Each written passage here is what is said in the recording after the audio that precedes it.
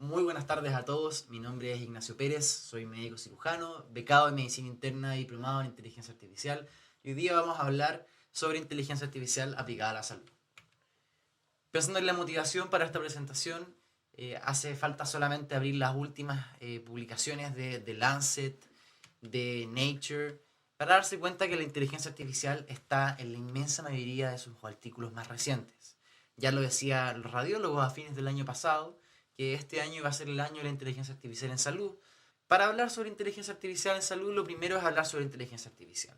Una definición operacional de inteligencia artificial es aquella que estudia y desarrolla sistemas computacionales basados en computadores que permiten tomar decisiones racionales sobre temas puntuales, sobre problemas o tareas específicas. A diferencia de la concepción que la gente tiene normalmente de la inteligencia artificial, que serían sistemas capaces de hacer todo mejor que los humanos. Hoy en día, al 2020, se trata siempre de problemas específicos. ¿Cómo se hacen?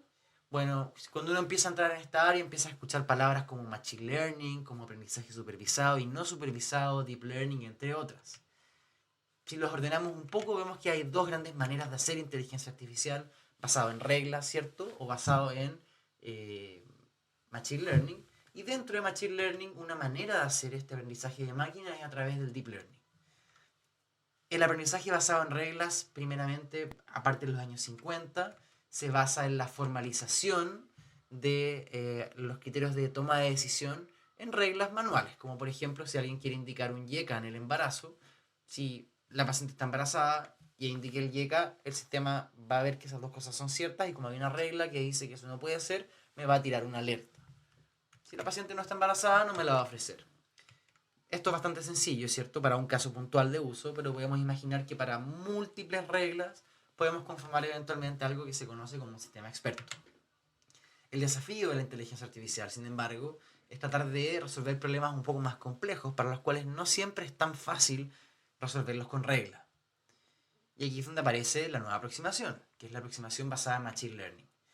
Y la premisa del Machine Learning es que los computadores debieran ser capaces de aprender de los datos. Aprender entendido como la adquisición de conocimiento a partir de la experiencia. En el caso de los computadores, de los datos. En la práctica, hay dos maneras de enseñarle a los computadores.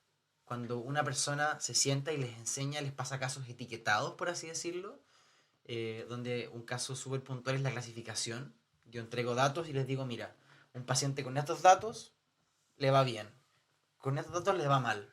Y si yo le entrego un montón de ejemplos, el computador eventualmente empieza a entender cómo dividir a los pacientes que les va a ir bien y que les va a ir mal. Todos los modelos predictivos que nosotros utilizamos, como el MELD para daño hepático, ¿cierto?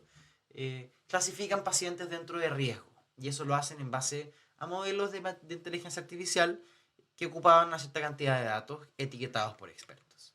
La gran pregunta es, si esto existía hace 30 años, ¿por qué hoy día hablamos de inteligencia artificial? Y la respuesta tiene que ver con la aparición de Deep Learning. Deep Learning no es nada más que el uso de redes neuronales, que es una arquitectura puntual de Machine Learning, la cual aplicada en múltiples capas, como pueden ver en este diagrama, si uno toma esa estructura y la pone múltiples veces, puede hacer predicciones más complejas, como por ejemplo poner una imagen y que el algoritmo diga que hay una neumonía en esa imagen. ¿Y por qué están disponibles hoy día? Porque el gran poder de procesamiento ha crecido en los últimos años y porque tenemos muchos más datos en salud que podemos ocupar para hacer esto. Porque requerimos de datos que sean procesables, computables, que estén digitales. Finalmente, aplicándolo al área de la salud, tenemos algunos ejemplos clásicos como pueden ser dermatología, radiología, patología, electrocardiografía, fondo de ojo. Lo que tienen en común todos estos casos de uso es que tenían muchísimos ejemplos, todos más de 100.000, y que todos fueron etiquetados por expertos. Y cuando uno va a ver qué ocuparon, qué tipo de algoritmo ocuparon, todos ocuparon Deep Learning. Y eso explica por qué hoy día estamos hablando del tema. Por hablar de un caso en concreto, volvemos al ejemplo de electrocardiografía, diagnóstico de arritmias de forma automatizada, fibrilación auricular. Este algoritmo, si uno lo pone en un dispositivo físico, como puede ser un Apple Watch, es capaz de distribuir este conocimiento experto que previamente estaba en la mente de los cardiólogos para que todos podamos, ocupando este algoritmo, acceder a un diagnóstico de fibrilación auricular tan solo con llevar nuestra mano a nuestro reloj. las empresas que están llevando esto adelante o las instituciones ya no son las clásicas que uno está acostumbrado a ver, no son las sociedades científicas, sino que son las mismas empresas de tecnología, Apple, Google o Amazon inclusive.